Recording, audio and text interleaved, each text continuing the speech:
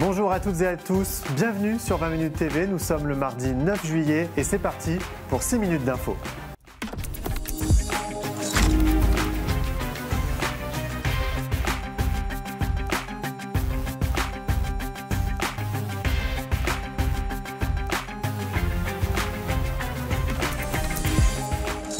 Appel à la grève dans les aéroports de Paris le 17 juillet. Les syndicats CGT, CFDT, FO et UNSA du groupe ADP sont à l'origine de cet appel à la grève, 9 jours avant l'ouverture des Jeux Olympiques. Ils réclament pour cette période chargée une gratification pour l'ensemble du personnel, mais aussi un plan d'embauche massif de 1000 postes et la garantie de pouvoir poser des jours pendant les Jeux Olympiques et Paralympiques. Sur les personnels, on a, depuis la crise Covid, on était 6400 en 2019 et aujourd'hui on n'est plus que 5300. Donc on a toujours un effectif qui est en deçà de 2019 et même si on nous dit que le trafic il n'est pas à 100%, à Orly il est largement dépassé dessus de 2019 et les exigences de qualité de service et réglementaires qui ne cessent d'évoluer nécessitent du personnel. On a beaucoup perdu de personnel sur les activités, ce qu'on appelle aéroportuaires.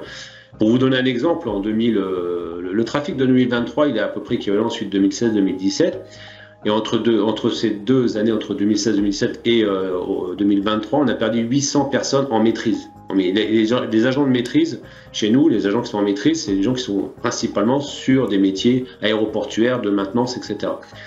Comme ils ne sont plus là, il faut pallier leurs absences. C'est pour ça que le nombre de volontaires est extrêmement élevé. Il faut voir que chez ADP, il y a plus de 1500 volontaires dans les personnels éligibles, donc c'est-à-dire que ceux qui ne sont, par exemple les opérationnels qui sont à peu près 1800 ne sont pas éligibles au volontariat, et donc ça représente 40% du personnel éligible, ce qui est considérable. Et ça marque cette absence de personnel sur les activités liées à l'exploitation aéroportuaire.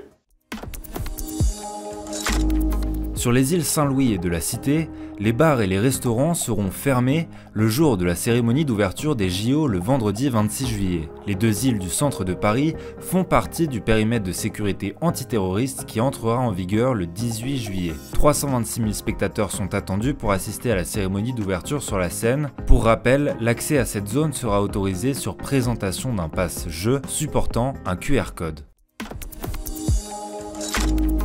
Le gouvernement donne son feu vert pour la création d'une plateforme flottante permettant le décollage et l'atterrissage de taxis volants électriques à Paris pendant les Jeux Olympiques. Une annonce publiée ce mardi 9 juillet dans le journal officiel. Le Conseil de Paris s'oppose à ce projet de plateforme. L'entourage d'Anne Hidalgo a indiqué à l'AFP que la mairie de Paris allait contester cette décision en justice.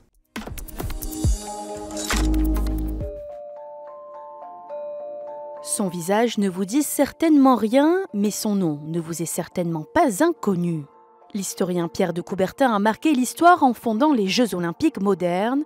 Et à quelques jours de la cérémonie d'ouverture des Jeux de Paris, le musée Grévin consacre l'homme en l'intronisant aux côtés des plus grands sportifs. Là, je suis en train de sculpter la tête de Pierre de Coubertin. C'est la première étape pour réaliser un personnage du cire. Une première étape en plastiline, une sorte de pâte à modeler, exercice complexe car basé uniquement sur des photos d'époque. Là, c'est les années 20. On veut le représenter jeune, donc c'est cette photo-là. Et après, il faut essayer de trouver d'autres photos pour compléter, mais il n'y a pas grand-chose.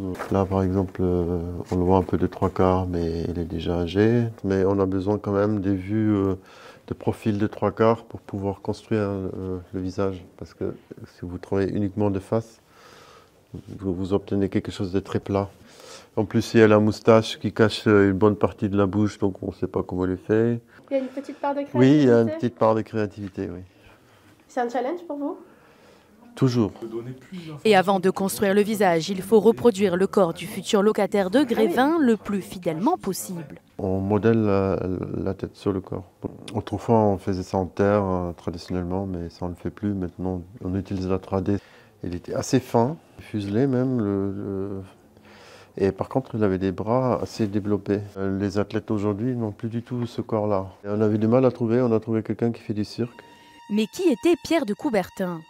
Né à Paris le 1er janvier 1863, il grandit au sein d'une famille d'aristocrates et milite pour l'installation des Jeux Olympiques modernes. Un pari fou validé par la communauté internationale en 1894, un héritage que préserve sa descendance, réunie dans une association qui rappelle que 2024 est une année charnière. C'est les 100 ans des derniers Jeux de Paris, c'est aussi les 130 ans de la création du CIO, donc c'est une année très importante. On a tendance à oublier que derrière ça, il y avait un petit homme d'1,60 m qui a dédié sa vie contre vents et marées à remettre sur pied cette compétition et cette rencontre internationale qu'on connaît aujourd'hui. C'est plein d'émotions.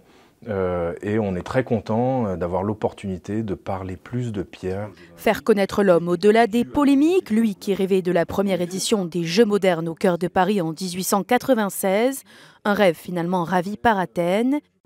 Et plus d'un siècle plus tard, les Coubertins semblent avoir pris leur revanche.